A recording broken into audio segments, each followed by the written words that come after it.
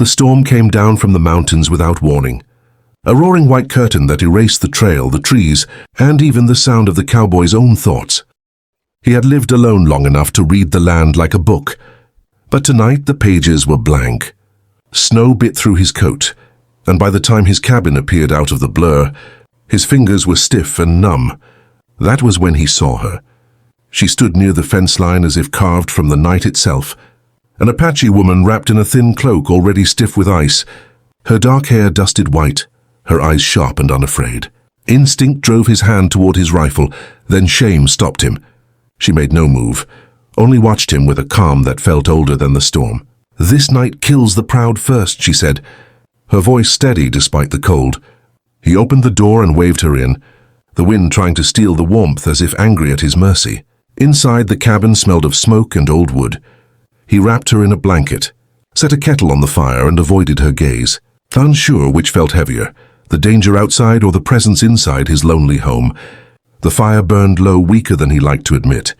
She looked around the single-room cabin, the narrow bed, the thin walls shuddering with each gust. "Your fire will die before morning," she said simply. "You know this." He did.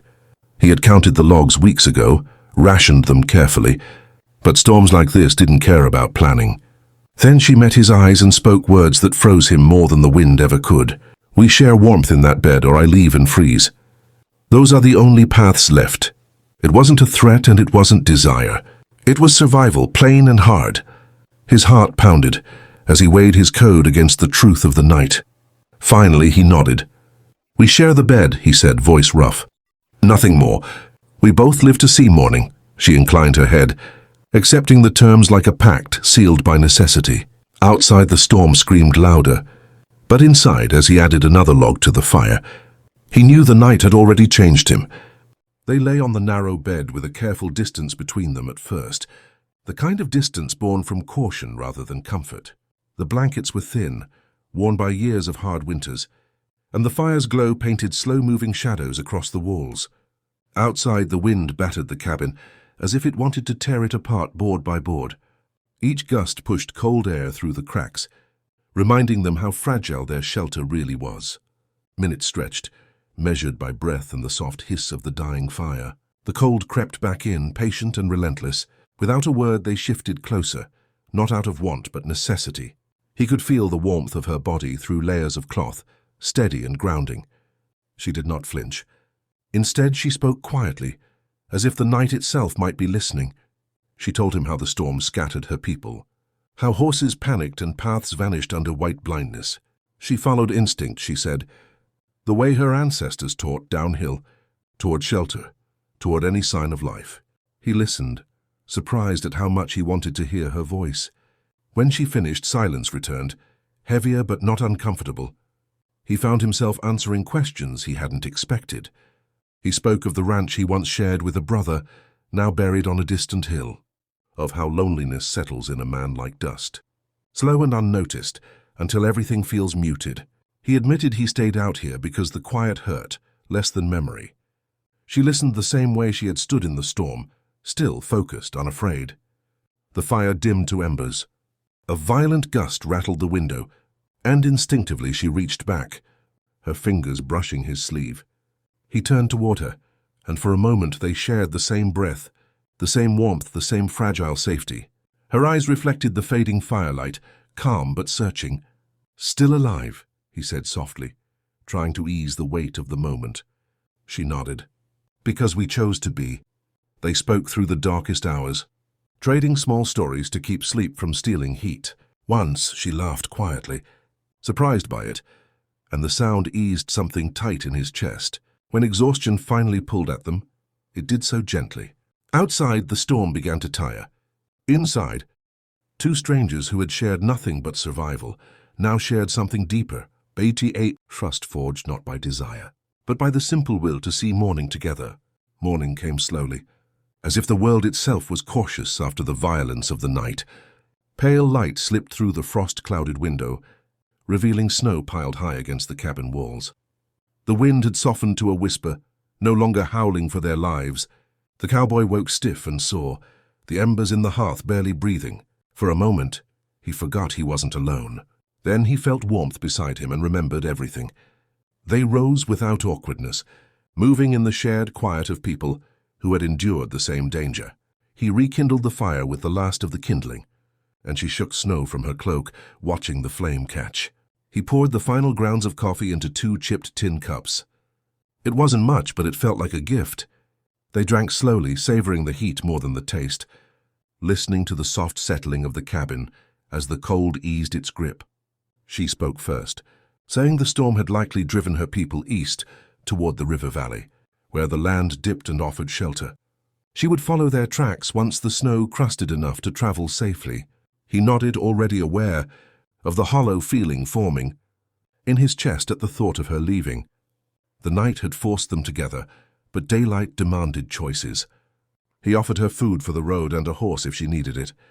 The offer surprised him as much as it did her. She studied his face carefully, then gave a small, respectful nod. "You kept your word," she said. "That matters." Outside, the world glittered in harsh beauty. Every branch was coated in ice. Every sound carried far in the clean air. They stepped into the snow side by side, their boots breaking the crust.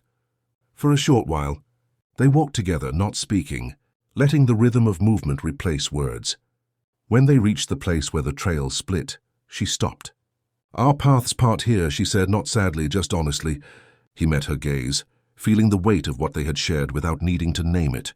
"If the storm ever brings you back this way," he said, "my door won't be closed." She held his eyes for a long moment, then turned east, her figure growing smaller against the white expanse. He watched until she disappeared, then headed back to his cabin. The loneliness returned, but it was different now, no longer empty, but warmed by the memory of a night when survival became connection. Days passed after the storm, yet its mark lingered on everything the cowboy touched. The snow slowly retreated from the valley, revealing dark earth and broken grass. But the quiet inside the cabin felt louder than before. He returned to his routines, mending fence wire, checking traps, feeding the horse, but each task carried the echo of another presence. The bed felt wider at night, the fire colder, as if the warmth they had shared had changed the measure of the place itself. He told himself it had only been survival, a moment forced by weather and chance. Still, when he stepped outside each morning, his eyes searched the eastern horizon without his permission. Tracks appeared sometimes, deer, wolf, once the faint mark of human footsteps half erased by wind. Each time his pulse lifted, only to settle again into disappointment. Loneliness had returned, but now it argued with hope. On the 7th day, clouds rolled in again, lighter than before, carrying the promise of more snow. He was repairing a gate when the horse lifted its head and snorted. The cowboy turned, heart jumping, and saw her standing at the edge of the clearing. She looked stronger now, her posture sure, her eyes bright despite the cold. Relief hit him so suddenly it stole his breath. "I followed the river," she said as he approached, voice calm but not distant. "My people are safe. I came back because I chose to." He didn't answer right away. Words felt too small for what rose in his chest. He only nodded and gestured toward the cabin. Inside, the fire was easier to light this time, the wood stacked higher than before. She noticed everything, the extra blankets folded neatly, the repaired latch on the door. The second cup set out without thought. "This place feels less empty," she said. "So do I," he replied, surprised by his own honesty. They spoke long into the afternoon, not about storms or survival, but about paths forward. She spoke of balance, of walking between worlds without losing oneself. He spoke of rebuilding, of learning how to share space again without fear. When night fell, no demands were spoken, no ultimatums needed. The cold stayed outside, held back by stronger walls and something stronger still. As snow began to fall softly again, the cabin glowed with steady light. This time the night did not force a choice. It simply offered one, and together they chose to stay.